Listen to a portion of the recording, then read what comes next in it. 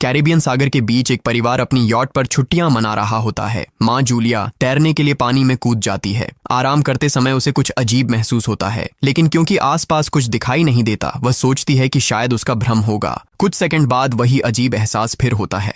इस बार भी कुछ नजर नहीं आता, लेकिन अब वह घबरा जाती है और यॉट की तरफ तैरना शुरू करती है। तभी अचानक कोई उसकी टांग खींचने लगता है और वह मदद के लिए जोर जोर से चिल्लाने लगती है। उसकी बेटी कैसी हेडफोन लगाकर म्यूजिक सुन रही होती है, इसलिए उसे कुछ सुनाई नहीं देता। पति टॉम और बेटा बेन मछली पकड़ने में व्यस्त होते हैं। जूलिया पानी के ऊपर टिकने की कोशिश करती है, लेकिन मुंह में पानी जाने की वजह से चिल्लाना मुश्किल हो जाता है। थोड़ी देर बाद टॉम को एहसास होता है कि काफी देर से उसने जूलिया को नहीं देखा। वह यॉट पर उसे ढूंढता है और फिर अपनी पत्नी को खतरे में देख लेता है। वह बच्चों को बुलाता है, यॉट को उस तरफ ले जाता है और पानी में कूद जाता है। जल्दी से जूलिया तक पहुंचकर उसे संभालता है और यॉट की ओर तैरता है। बच्चे दोनों को ऊपर खींच लेते हैं। परिवार जूलिया को संभालता है, लेकिन जूलिया खुद को समझाती है कि शायद लहरों की वजह से ऐसा हुआ होगा।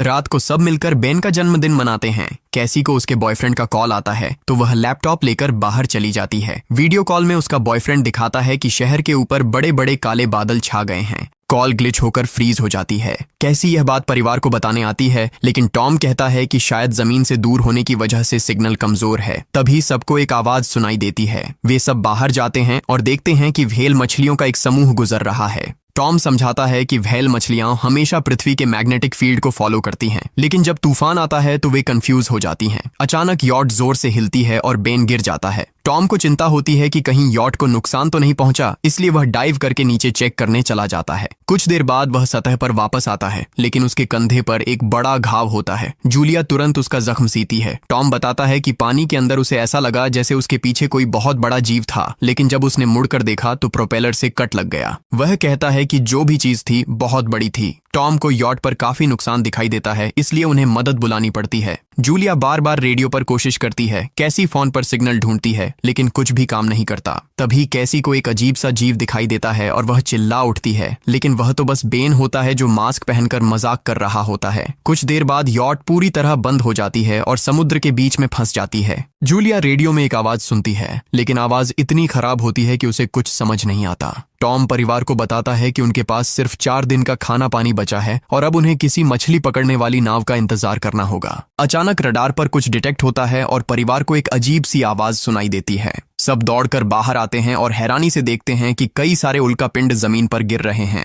जहां जहां उल्कापिंड गिरते हैं वहां बड़े धमाके होते हैं। एक उल्कापिंड पानी में उनके पास गिरता है तो टॉम तुरंत यॉट को चलाने की कोशिश करता है। इंजन मुश्किल से चलता है, लेकिन तभी एक और उल्कापिंड उस इलाके को हिट करता है। परिवार डर के मारे एक दूसरे को कसकर पकड़ लेता है। तभी टॉम को समझ आता है कि जो आग के गोले गिर रहे हैं वे उल्कापिंड नहीं बल्कि सैटेलाइट्स हैं। उसी वक्त बेन देखता है कि यॉट से धुआं निकल रहा है। टॉम चेक करता है और कंफर्म होता है कि इंजन खराब हो गया है। हवा तेज होने लगती है तो फैमिली यॉट के अंदर छुप जाती है, बिना ये नोटिस किए कि कंपास बहुत तेजी से घूम रहा है। यॉट जोर जोर से हिलने लगती है। बेन फिर से गिर जाता है और इस बार उसे चोट भी लग जाती है। लहरें तेजी से यॉट से टकरा रही होती हैं। टॉम स्ट्रगल करके बाहर जाता है और लाइफ जैकेट्स लेकर आता है। तभी पावर चली जाती है। टॉम तुरंत पावर बॉक्स का बटन प्रेस करता है और लाइट वापस आ जाती है। उस वक्त बेन नोटिस करता है कि जूलिया की नाक से खून बह रहा है। जूलिया को चक्कर आने लगते हैं, जबकि कैसी सिंक पर जाकर उल्टी कर देती है। टॉम रेडियो ट्राई करता रहता है पर सिग्नल नहीं मिलता। अचानक एक तेज हाई पिच्ड नॉइज आती है और हवा और भी स्ट्रांग हो जाती है। जूलिया दरवाजे बंद करने की कोशिश करती है, पर एक हैच खुल जाता है और हवा खिड़कियां तोड़ने लगती है।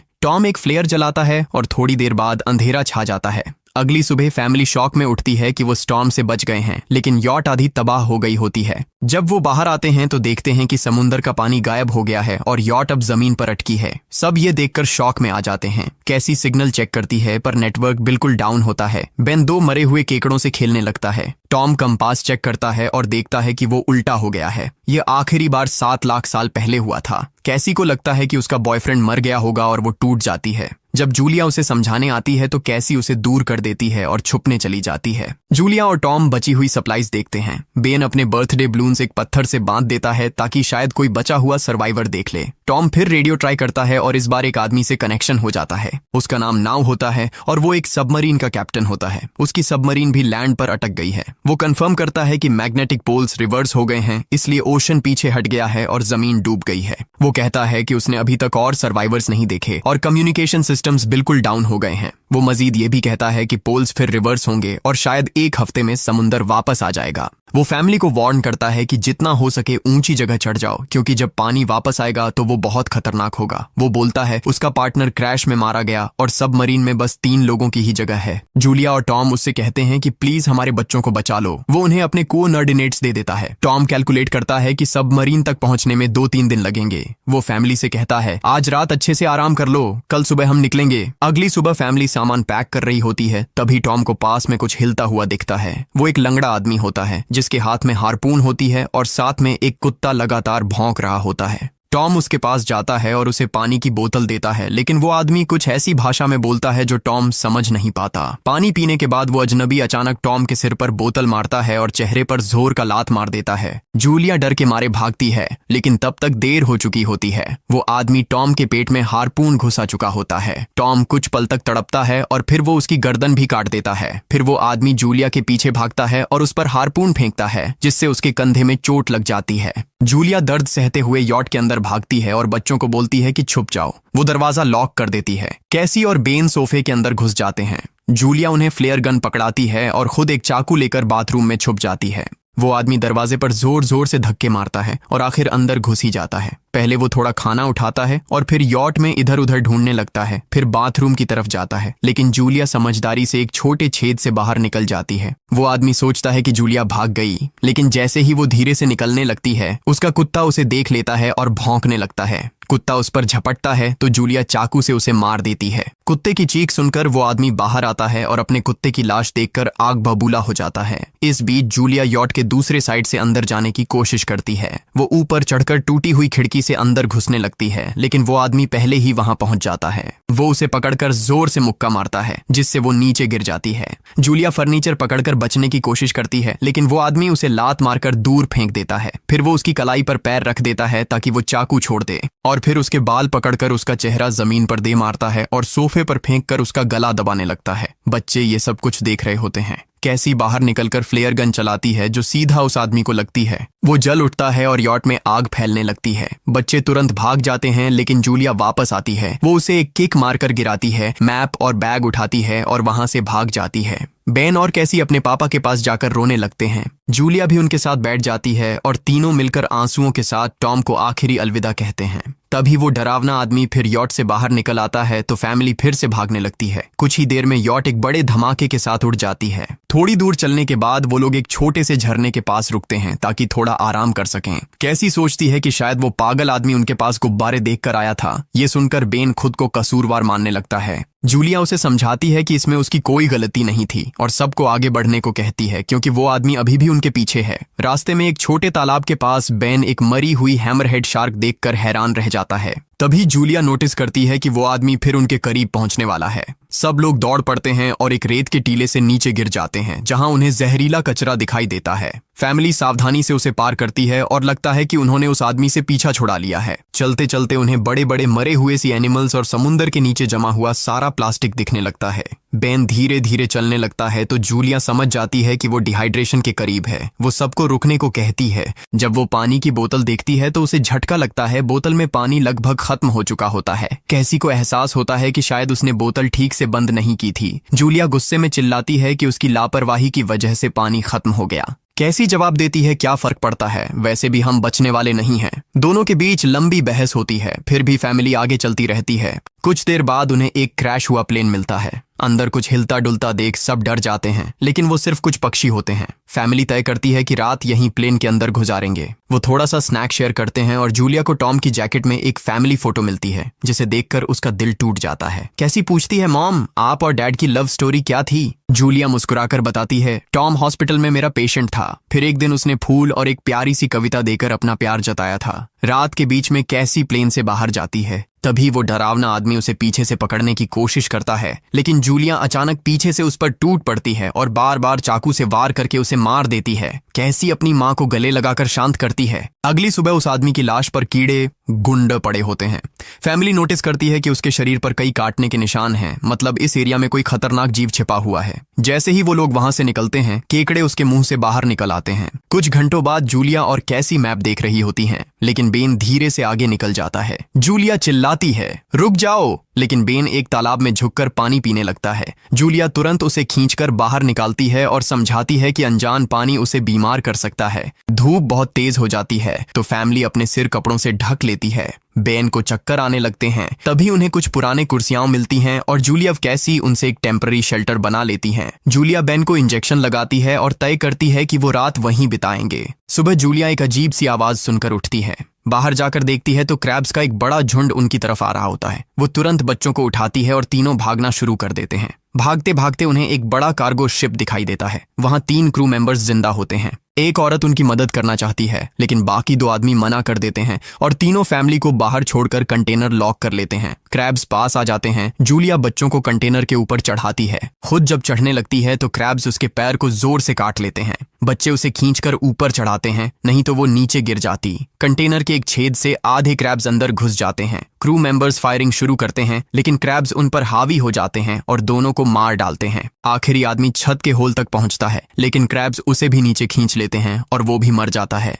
जूलिया अपने जख्म पर पट्टी बांधती है और बेहोश हो जाती है। कुछ देर बाद जब वो उठती है तो खुद को रेत के तूफान के बीच अकेली पाती है। वो घबराकर बच्चों को ढूंढने लगती है। एक मरी हुई औरत का हथियार उठाती है और जोर जोर से चिल्लाती है। कैसी उसकी आवाज सुनकर लौट आती है और बताती है कि वो और बेन मदद ढूंढने गए थे, लेकिन कोई नहीं मिला। फिर दोनों बेन से मिलते हैं, जिसे एक खुला कंटेनर मिलता है जहां वो तूफान खत्म होने तक रुक सकते हैं। जूलिया टॉम का लाइटर निकालती है और अपने जख्म को जलाकर बंद करती है, जो बेहद दर्दनाक होता है। तूफान थमने के बाद उन्हें एक और कंटेनर मिलता है जिसमें बहुत सारी पानी की बोतलें होती हैं। बॉडीज चेक करते वक्त उन्हें एक रेडियो और एक गन भी मिलती है। जूलिया नाव से संपर्क करती है और बताती है कि मैप खो गया है। इस पर नाव बताता है कि उन पर आर्थ्रोपॉड्स ने हमला किया था, वो अबिस के जीव हैं जो ऑक्सीजन की वजह से पूरी तरह पागल हो चुके हैं। अब नाव फैमिली को जल्दी करने को बोलता है, क्योंकि उसके इंस्ट्रूमेंट्स ने कैलकुलेट किया है कि समुद्र उम्मीद से ज्यादा जल्दी वापस आएगा और उनके पास सिर्फ कुछ घंटे बचे हैं। वो एक फ्लेयर शूट करता है और फैमिली उस दिशा में चलना शुरू करती है। लंबी वॉक के बाद फैमिली को एक टूटा हुआ टॉयलेट मिलता है जिसमें बेन पेशाब करता है। अब वो लोग आखिरकार सबमरीन को पास ही देख लेते हैं, लेकिन वहां पहुंचने के लिए उन्हें एक बड़ा चट्टानी रास्ता पार करना होगा। जैसे ही वो रास्ते से गुजरते हैं, दीवारें हिलने लगती हैं और पत्थर गिरने लगते हैं, जिससे एक भयानक रॉक स्लाइड हो जाता है। जूलिया तुरंत अपने बच्चों को साइड में धक्का देती है और खुद भी पीछे हट जाती है ताकि कुचली न जाए। अब एक पत्थर की दीवार उनके बीच आ गई है। जूलिया बच्चों से कहती है कि वो बिना उसके आगे बढ़ जाए, लेकिन कैसी मना करती है और जोर देती है कि उसकी माँ को चढ़ने की कोशिश करनी चाहिए। बहुत बहस होती है और चिल्लाने के बाद जूलिया वादा करती है कि वो बाद में अपने बच्चों को ढूंढ लेगी। मजबूर होकर कैसी अपने भाई को खींचकर आगे ले जाती है।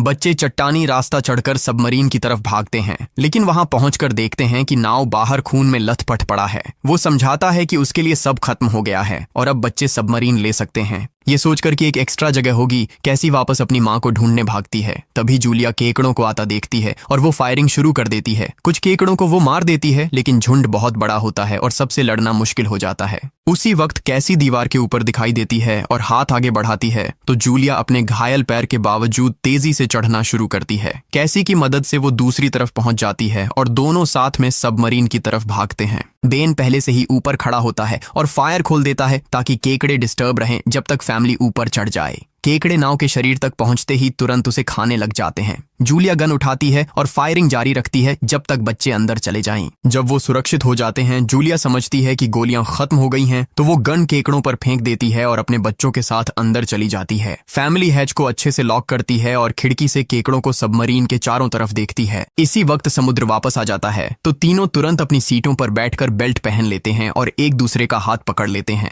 तेज लहरें सबमरीन को जोर जोर से इधर उधर फेंकना शुरू कर देती हैं, जिससे जूलिया को पूरी जर्नी के विजन दिखने लगते हैं और कैसी उल्टी कर देती है। जल्दी ही वो हाई पिच आवाज वापस आती है और फैमिली बेहोश हो जाती है। कुछ देर बाद जूलिया और बच्चे होश में आते हैं और खुद को जिंदा देखकर खुश होते हैं। वो हैच अनलॉक करके बाहर निकलते हैं और देखते हैं कि लहरों ने सबमरीन को एक तबाह शहर में गिरा दिया है। यानी अब जिंदा रहने और नया जीवन शुरू करने की उम्मीद है। और यहीं पर फिल्म खत्म होती है। चैनल को सब्सक्राइब करना न भूलें और बेल आइकन जरूर दबाएं ताकि आपको ऐसे ही मजेदार वीडियो मिलते रहें। देखने के लिए धन्यवाद। यह एक ऐसी दुनिया है जहाँ पैसों की कोई वैल्यू नहीं, यहाँ टाइम ही सब कुछ है। यहाँ अगर आपको कोई चीज खरीदनी है तो आपको उस चीज के बदले अपनी जिंदगी का कुछ टाइम देना पड़ेगा, तब जाकर आप उस चीज को खरीद पाएंगे। लेकिन इस दुनिया में एक अच्छी जिंदगी गुजारने के लिए आपके पास टाइम का होना भी जरूरी है, क्योंकि यहाँ जब किसी इंसान की एज 25 साल तक पहुँच जाती है तो उस इंसान के हाथ पर 1 साल का टाइम स्टार्ट हो जाता है। जिस पल काउंटडाउन 0 हुआ उसी पल वह इंसान खत्म। अमीरों के पास इतना टाइम था कि वह 1000 साल की जिंदगी भी जी सकते थे। अमीरों ने खुद के लिए एक अलग दुनिया बना ली थी जहां वो लोग एक सुकून भरी जिंदगी गुजार रहे थे, लेकिन वहीं दूसरी तरफ गेटो सिटी में रहने वाले गरीब लोग दिन रात मेहनत करके खुद के लिए टाइम कमाते थे, नहीं तो उनकी जिंदगी खत्म हो जाएगी। इन्हीं गरीबों की बस्ती में विल नाम का एक लड़का रहता था जिसकी घड़ी में सिर्फ 23 घंटे ही बचे थे। विल अपनी मॉम के साथ रहता था। अब क्योंकि 25 साल के बाद उम्र रुक जाती है, इसीलिए उसकी माँ 50 साल की होकर भी बहुत जवान दिख रही थी। आज विल की माँ का 50वां जन्मदिन था। विल अपनी मॉम का बर्थडे सेलिब्रेट करने के लिए पिछली रात ओवर टाइम करके एक शैंपेन की बोतल लाया था। यह देखकर विल की मॉम बहुत खुश हो जाती है और वो विल से कहती है कि मैं अपने पोतों को देखना चाहती हूँ, तुम किसी लड़की को डेट क्यों नहीं करते? जिस पर विल जवाब देता है कि इन सब चीजों के लिए टाइम किसके पास है। विल की मॉम ने उससे कहा कि इलेक्ट्रिसिटी बिल और बैंक से लिया हुआ लोन कल की डेट तक मुझे क्लियर करना होगा, नहीं तो हमें फाइन पड़ सकता है। इसीलिए अब मैं जा रही हूँ और कल रात तक सभी बिल्स और बैंक के लोन्स जमा करवा कर वापस आऊंगी। उसने कहा कि मेरे पास सिर्फ 3 दिन का टाइम है। इलेक्ट्रिसिटी बिल और बैंक का लोन चुकाने में मेरे पास लगभग सारा टाइम खर्च हो जाएगा, इसीलिए कल शाम को तुम जरूर बस स्टॉप पर मेरा इंतजार करना, ताकि मेरा सारा टाइम खत्म होने से पहले मैं तुमसे कुछ टाइम ले सकूं। इस पर विल ने कहा ठीक है, मैं टाइम पर पहुंच जाऊंगा। जाने से पहले विल की माँ विल के हाथ को छूकर उसकी बॉडी में 30 मिनट ट्रांसफर करती है ताकि विल अच्छा नाश्ता खरीद कर खा सके। इसके बाद दोनों अपने अपने काम पर निकल गए। रास्ते में विल के पास एक छोटी बच्ची आती है। वो विल को एक कैप्सूल देकर विल से उसका थोड़ा सा टाइम मांगती है। विल मुस्कुराते हुए उस छोटी बच्ची को कैप्सूल में अपनी जिंदगी का 5 मिनट का टाइम दे देता है और वह चली जाती है। यहाँ हमें पता चलता है कि यह लोग अपने टाइम को एक कैप्सूल में स्टोर भी कर सकते हैं, जिससे यह लोग कभी भी यूज और ट्रांसफर कर सकते हैं। इसके बाद विल काम के लिए फैक्ट्री पहुंच जाता है। काम शुरू करने से पहले वह कॉफी लेने जाता है, लेकिन वहाँ वह देखता है कि हर एक चीज का दाम डबल हो गया है। जहां पहले कॉफी 2 मिनट की मिलती थी, अब उसका प्राइस डबल होकर 4 मिनट हो चुका है। यहाँ पर कभी भी किसी चीज का भी दाम बढ़ा दिया जाता है बिना किसी अनाउंसमेंट के। ये बात विल को बहुत बुरी लगती है। मजबूरी में विल ने भी कॉफी के लिए अपनी जिंदगी के 4 मिनट पे किए और काम पर लग गया। दिन भर के काम के बाद रात के वक्त विल अपने दोस्त के साथ एक बार में जाता है। विल का दोस्त एक नंबर का शराबी था। वह हर वक्त शराब के नशे में टली रहता। विल का दोस्त विल को इशारे में बताता है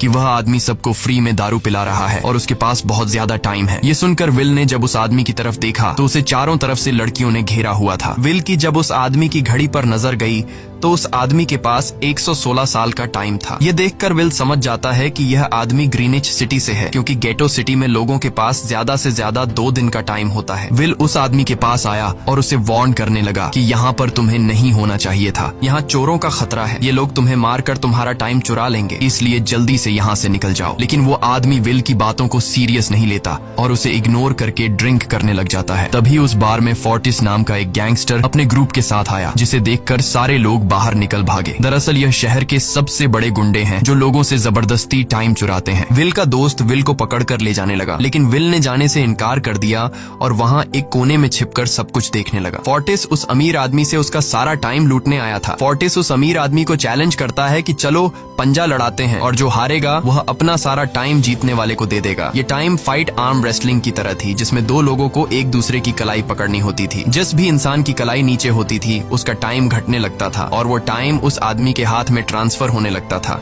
जिसकी कलाई ऊपर होती थी। इस तरह जीतने वाला इंसान सारा टाइम उस दूसरे आदमी से अपनी बॉडी में स्टोर करके उसे मार देता।